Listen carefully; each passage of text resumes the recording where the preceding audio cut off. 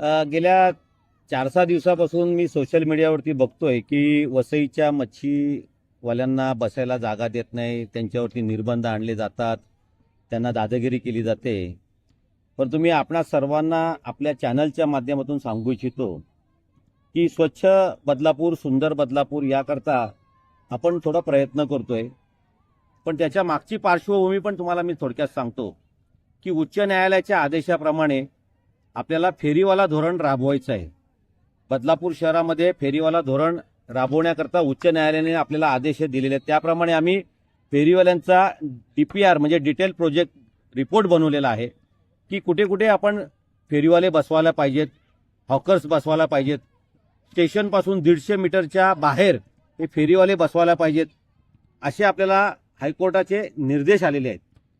आता जर काही आपण फेरीवाल्यांवरती जर कारवाई करतोय तर फेरीवाल्यांमध्ये मच्छीवाले पण आलेच, मग ते वसईचे असू दे किंवा बदलापूरचे असू दे किंवा अन्य कुठचेही असू दे, त्यांचे सुद्धा फेरीवाल्यामध्ये समावेश होतो आणि त्यांच्यावरती सुद्धा कारवाई केली जाणार आहे.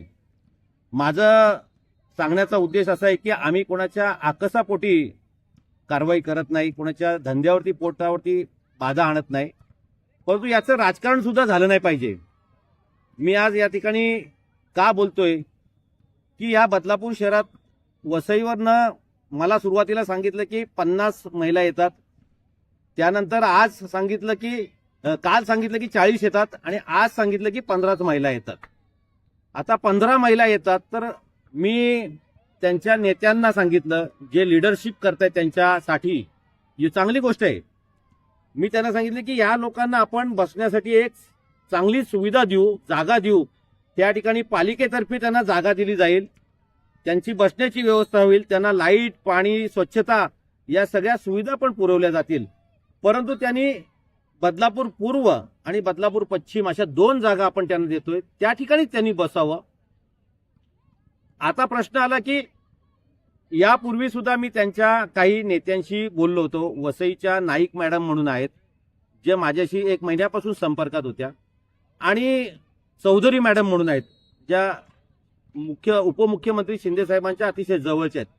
मी त्यांना जेव्हा हा प्रश्न सांगितला तर तेव्हा म्हणाले की साहेब, तुम्ही जर काय आमच्या मच्छीवाल्यांना जागा देत असाल तर त्यांनी तिथे बसायला पाहिजे. मी म्हटलं हक्काची जागा देतो, परंतु ज्या दिवशी मी त्यांना जागा देतो असं सांगितलं तेव्हा या सगळ्या मच्छीवाल्यांनी या दोन्ही नेत्यांकडून आपला हे बाजूला केला आणि त्यांनी येऊन मग आमचे बदलापूरची नेते मंडळी पकडली. आता बदलापूरच्या नेते मंडळांना पण मी समजून सांगितलं. आज माझ्याबरोबर शरद म्हात्रे आले होते, त्यांनी माझ्या बरोबर बसले होते.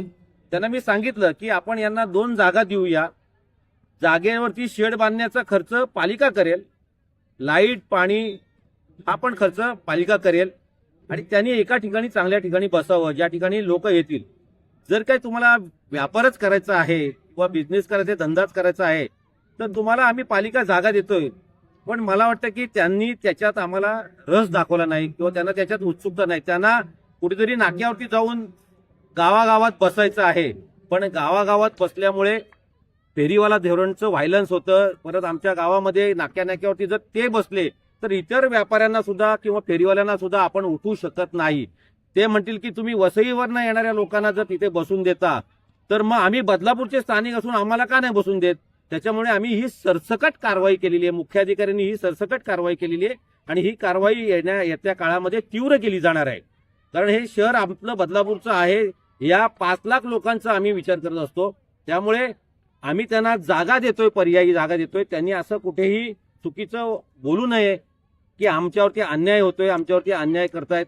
आमदार किसन कथोरे यांच्या माध्यमातून आपण सुद्धा एक बदलापूरमध्ये मोठं मच्छी मार्केट, फिश मार्केट बांधतोय, ज्याच्यामध्ये डीप फ्रीजर असणार आहेत, चांगल्या प्रकारच्या सुविधा असणार आहेत आणि त्याला आता तत्वशः मंजुरी सुद्धा शासनाकडून मिळालेली आहे. हा विषय आहे.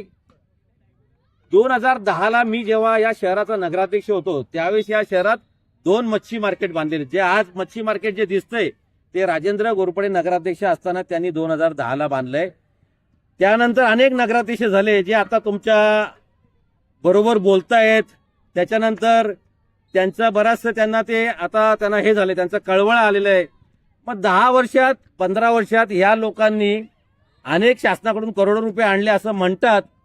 मग त्यांनी मच्छी मार्केट का बांधलं नाही या लोकांसाठी, त्याचं उत्तर पण त्यांनी दिलं पाहिजे. त्याकरता आम्ही मच्छी मार्केट 2 बांधलेत, एक बदलापूर गावात बांधलेला आणि एक स्टेशनला बांधलेला आहे. आता 3रं मच्छी मार्केट आमदार साहेबांच्या सहकार्याने अत्याधुनिक मच्छी मार्केट बदलापूरमध्ये बांधतोय. परंतु तत्पूर्वी आमच्या वसईकरांना किंवा आमच्या बदलापूरकरांना त्यांना बसण्याकरता तात्पुरती व्यवस्था, आज माझं त्यांच्या लोकांशी बोलणं झालं, शरद म्हात्रे आणि त्यांच्या मंडळीची, मी त्यांना 2-5 दिवसातच चांगल्या प्रकारची जागा या ठिकाणी देतोय बसण्याकरता, की जेणेकरून ते सर्व लोक त्या ठिकाणी आपला व्यापार करू शकतात. अर्थात आता तुम्ही जागा देतोय असं सांगितलं. दुपारी याच महिलांनी भेट घेतली नगराध्यक्षांची, पण त्यांनी असं सांगितलं की 20 तारखेपर्यंत तुम्ही बसू शकत नाही, जोपर्यंत सर्वसाधारण सभा पार पडत नाही, काही तोडगा निघत नाही, तोपर्यंत तुम्ही बसू नका. वसईवाले इथे त्यांनी इथे व्यवसाय करावा नाही अशी त्यांची भूमिका होती. खरं तर द्विधा मनस्थितीमध्ये आहेत सध्या हे मच्छी. नाही बघा, परत एकदा मी तुम्हाला सांगतो, नगराध्यक्ष मॅडमचा बोलण्याचा उद्देश आहे की जनरल बोर्डामध्ये या सगळ्या गावातून लोकप्रतिनिधी निवडून आलेले आहेत, प्रत्येक ठिकाणून आलेले आहेत, आणि जनरल बोर्ड ही फार महत्वाची असते. जसं विधानसभा आहे, लोकसभा आहे, तशी बदलापूरची जनरल बोर्ड सुद्धा सर्वसाधारण सभा ही फार महत्वाची आहे, जिथे बदलापूरचं भवितव्य घडवलं जातं. नगराध्यक्ष स्वतः सुद्धा एक इंडिव्हिज्युअल निर्णय असं घेऊ शकत नाही जोपर्यंत त्यांना त्यांच्या सदस्यांचा पाठिंबा मिळत नाही तोपर्यंत. आज नगराध्यक्षांनी घोषित केलं की मी तुम्हाला उद्या जागा देतो, आणि सर्वसाधारण सभेत त्या जागेला जर काही विरोध झाला तर ती जागा त्यांना देता येणार नाही. त्यामुळे येत्या 20 तारखेला, म्हणजे आता राहिलेत, आजची काहीतरी 14 तारीख आहे ना, 15 5च दिवस राहिलेत, सर्वसाधारण चर्चा करून आम्ही लगेच 20 तारखेनंतर त्यांना जागा देतोय. तत्पूर्वी ज्या जागा आपण निवडलेल्या आहेत त्याच्यावरती आता मलमपट्टी किंवा भरणी वगैरे टाकायचं काम चालू करतोय. माझ्या सर्व आगरी बांधवांना विनंती आहे की मी सुद्धा समाजाने आगरीच आहे, त्यामुळे मला सुद्धा गांभीर्य कळतंय, कोणाच्यावरती अन्याय होणार नाही. परंतु माझ्या बदलापूरकरांना सुद्धा स्वच्छ बदलापूर आणि सुंदर बदलापूर हे द्यायचं आहे, हा सुद्धा आमचा मानस आहे. कृपया आम्हाला सहकार्य